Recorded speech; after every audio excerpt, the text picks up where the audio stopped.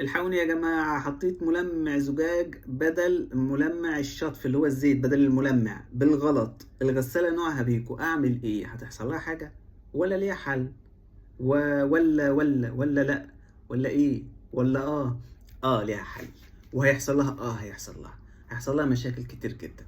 يعني أول حاجة سرنجة، وتسحبي كل اللي انت حطيتيه وبالراحه، وانت بتحطي السرنجه من جوه عشان خاطر ما فيش حاجه تبوظ جوه، ما فيش. بالراحه اسحبي وتاكدي ان كل اللي حطيتيه اتسحب. وتقومي عامله ايه؟ تقومي جايبه الزيت اللي هو الملمع بقى بتاع غساله الاطباق، تفضي شويه، كميه بسيطه، وبعد ما تفضيها تقومي سحبهم هما كمان. ليه؟ عشان مليون في المية انت لما تسحبي السحبة الأولى بالسرنجة مش هتسحبي كل اللي موجود تحت، ده أكيد.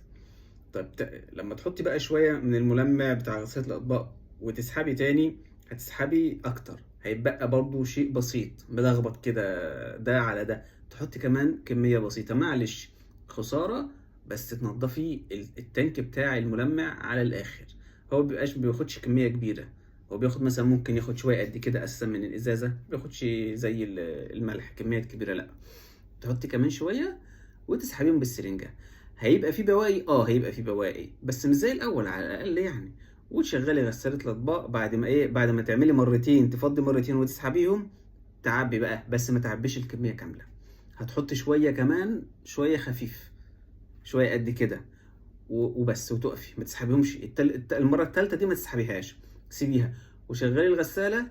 كام غسلة الطبيعي بتاعك؟ كام غسلة لحد ما يخلصوا خالص واللمبة تنور ان كده الملمع فاضي. كده نتأكد ان كل اللي موجود في مكان الملمع اتصرف، اشتغلت بيه وخلص، بالقديم بالجديد بكله. وتقومي حاطة بعد كده ما يصرف خالص، تحطي بقى الملمع بتاعك. وخلي بالك يا ست الكل عشان ربنا يسترها. شكرا.